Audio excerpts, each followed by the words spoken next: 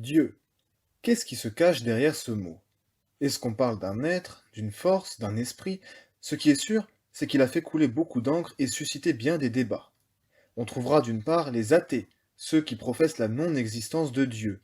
D'autre part, ceux qu'on appelle les agnostiques, pour qui l'absolu, donc Dieu, est inconnaissable. C'est un mystère trop grand et on n'est donc pas en mesure de se prononcer sur le sujet. Les déistes, eux, croient en Dieu, mais en dehors de toute religion. D'autres encore, notamment dans les religions anciennes, confessent l'existence de plusieurs dieux coexistant les uns avec les autres. On les appelle les polythéistes. Les panthéistes ont une autre conception de la divinité. Ils croient que Dieu est tout, c'est-à-dire que le monde, tout ce qui existe, est en Dieu. C'est un concept que l'on retrouve notamment dans certaines religions orientales.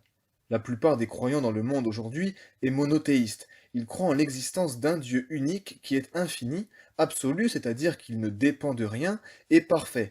Et c'est cet unique Dieu qui aurait créé l'univers et tout ce qui s'y trouve. Anselme définit assez bien cette conception de Dieu, en disant qu'il s'agit de l'être tel que rien de plus grand ne peut être pensé, et quelque chose de plus grand que tout ce qu'on peut penser. Après ce petit tour d'horizon des conceptions du divin, on voit bien qu'elles diffèrent en plusieurs points. Nous pouvons tout de même noter un point commun entre elles qui nous servirait de première définition ou de définition universelle de Dieu. On remarque en effet qu'il s'agit à chaque fois d'une puissance supérieure.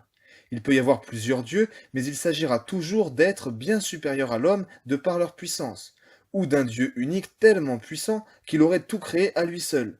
Le panthéisme également confère une certaine puissance au divin. Mais ce point commun ne suffit pas à éclipser toutes leurs différences.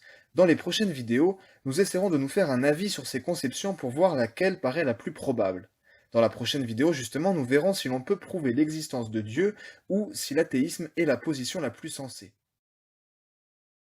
C'était Curious, j'espère que cette vidéo vous a plu. N'hésitez pas à me faire part de vos remarques et questions dans les commentaires ou par mail. Pensez aussi à aimer la vidéo et à vous abonner pour soutenir la chaîne et être tenu informé de ces nouveautés. À la semaine prochaine.